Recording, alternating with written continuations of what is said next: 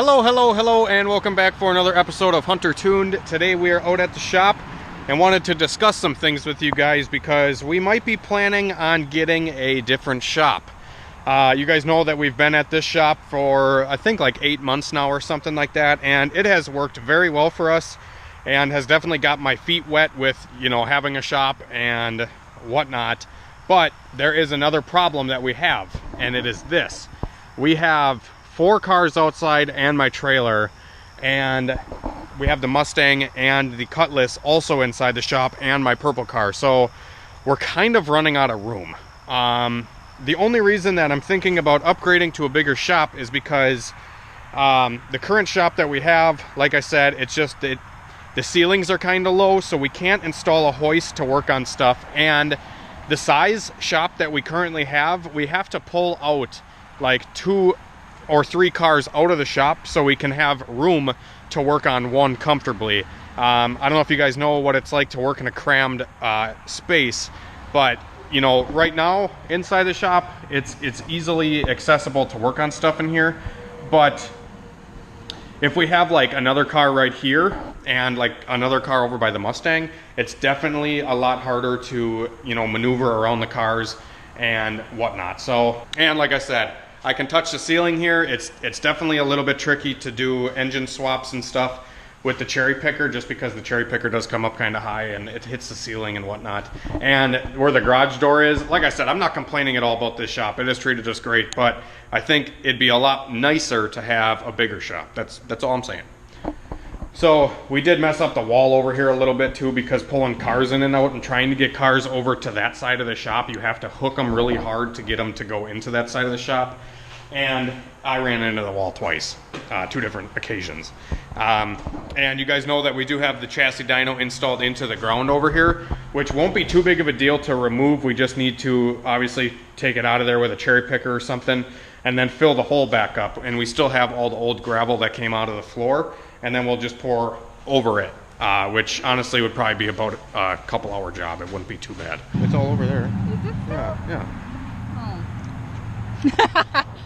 So one of the main reasons I've been thinking about getting this bigger shop is because the middle, so like there's a couple different shops out here where we're at, and it's an awesome location. I really enjoy the location out here.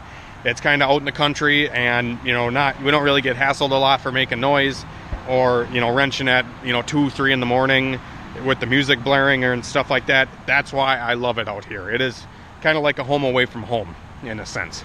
So anyways, this big building is already rented to one of my buddies. He does demolition derby racing, and he does all his stuff in that shop. And then the other shop that's down here on the corner, they might be interested in taking my shop over. So, because they currently have limited space where they're at too. And this is the shop that we are considering getting. As you can tell, it is ginormous. It has an office door over here, and then it also has another service door way on the side over here.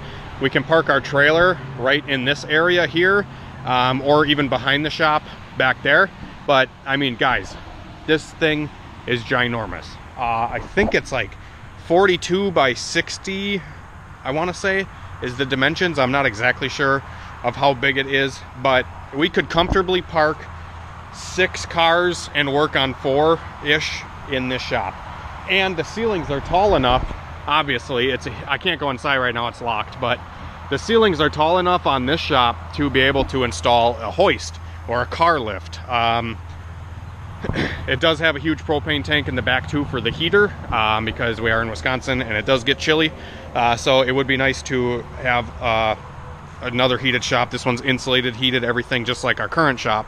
It would be a little bit more expensive to heat, but we are currently, it would only be $300 more for this giant shop than what I'm currently paying at our shop that we have now. I think the dimensions of our current shop is 30 by 40, something like that. So like I said, this one would be a lot bigger.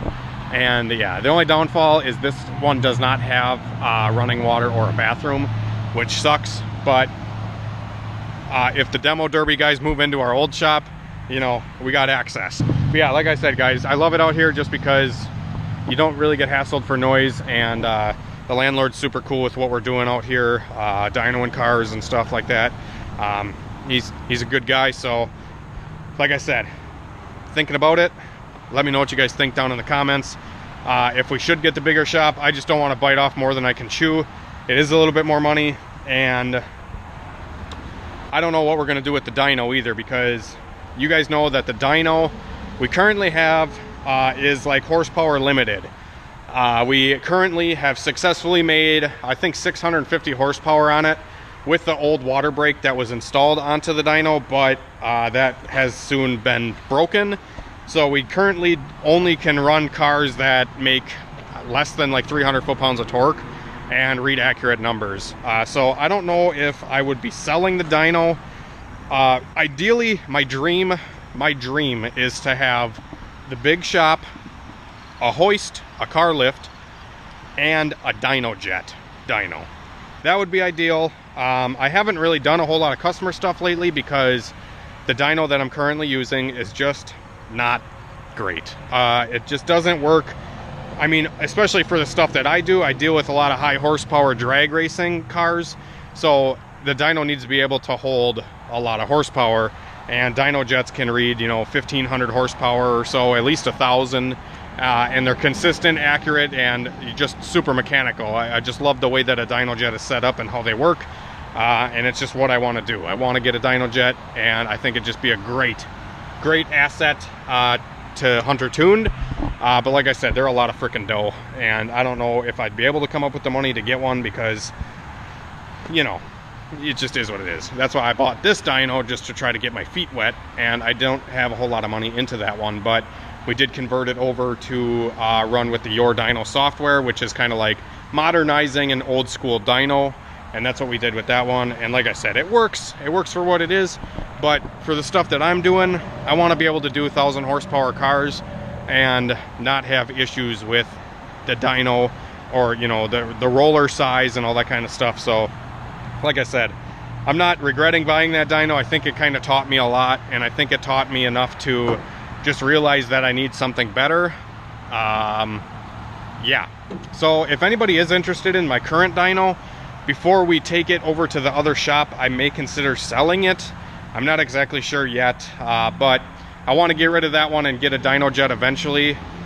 That would, like I said, that would be my dream, but I don't know if it'll happen. I don't know if the money is going to be there, but yeah, I don't even know what I would ask for it. I have like $1,000 into the electronics, and I have like 2,000-ish into getting it here and buying the actual dyno itself.